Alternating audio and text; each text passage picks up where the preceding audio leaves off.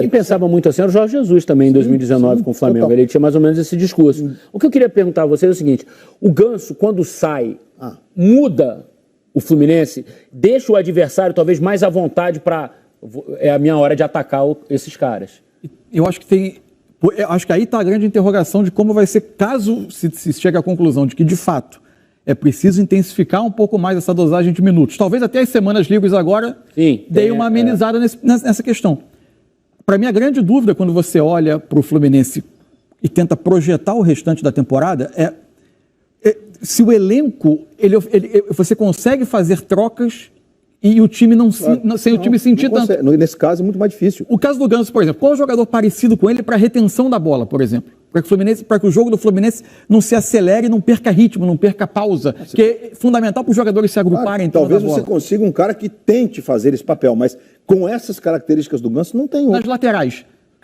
O Fluminense toca... O Diniz tem um olhar que é fascinante, porque é muito peculiar para o jogo em alguns aspectos. Então, por exemplo, a forma dele sair jogando não é só a questão de sair tocando. Ele muitas vezes traz todos os meias para perto da sua área, porque quando você troca passe curto e o adversário vem te pressionar, você precisa ter uma ruptura, alguém que ataque o espaço para tirar vantagem desse espaço que se cria. Os laterais. E ele faz os laterais ultrapassarem esses meias e receberem eles essa bola às costas. Porque são jogadores fisicamente privilegiados, o Samuel e o Caio. E aí você não encontra o Noel Pineda, por exemplo. Se você olha para as laterais... É muito peculiar, né, o que o Diniz faz. Então, o Eric, assim, até para tentar acrescentar na linha de raciocínio do Mansur, que como sempre, ele é muito consistente. O que o Diniz se propõe de jogo é diferente de tudo que a gente tem no futebol. E você não consegue, por exemplo, se você tem um time que joga com pontas velozes reativamente, você troca um cara muito rápido por outro muito rápido e mantém.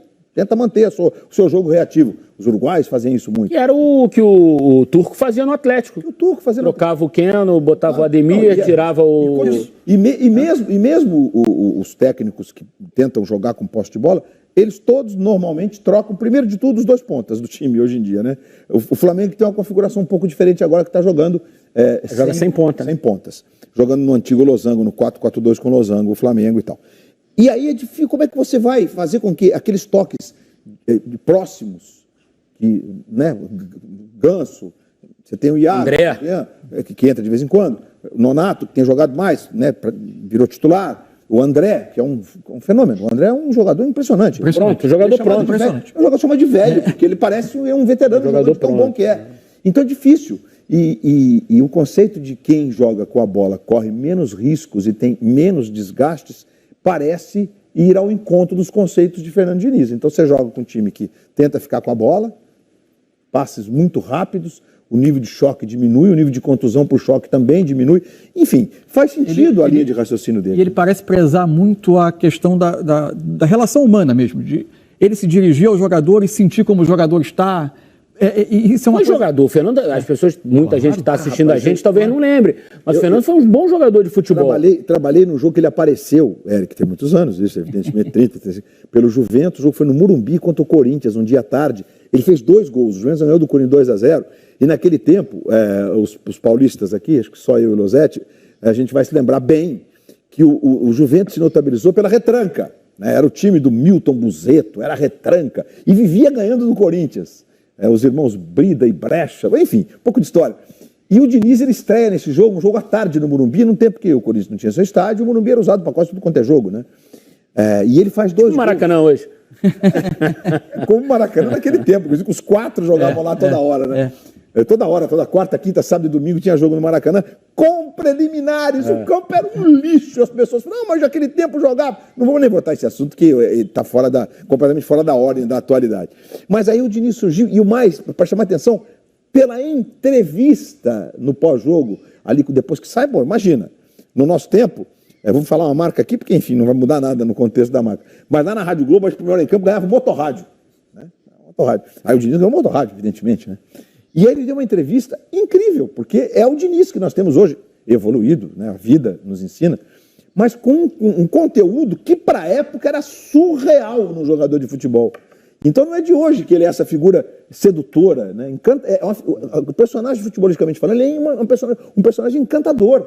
É gostoso falar do que... E ele, o Mansur estava falando, Velosetti, dessa saída de bola que o Diniz faz agora, é uma evolução da proposta claro, da saída de bola. sim. É muito bonito de ver isso, né? Então é bacana falar do Fluminense.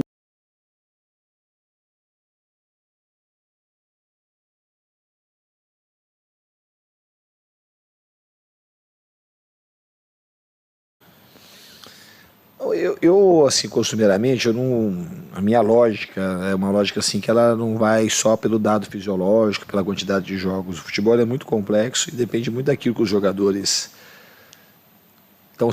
como eles se percebem durante os jogos e quando começa a ter jogo sequencial. Tem jogador que você joga a temporada inteira dobrando o jogo, que tem até uma idade maior e o cara joga e aguenta. Então, assim, é uma coisa que a gente tem que analisar. Eu acho que o jogador que diz muito. Os dados fisiológicos é uma coisa, o calendário é uma coisa, mas assim, o preponderante é como que a coletividade ela responde a isso e também a individualidade.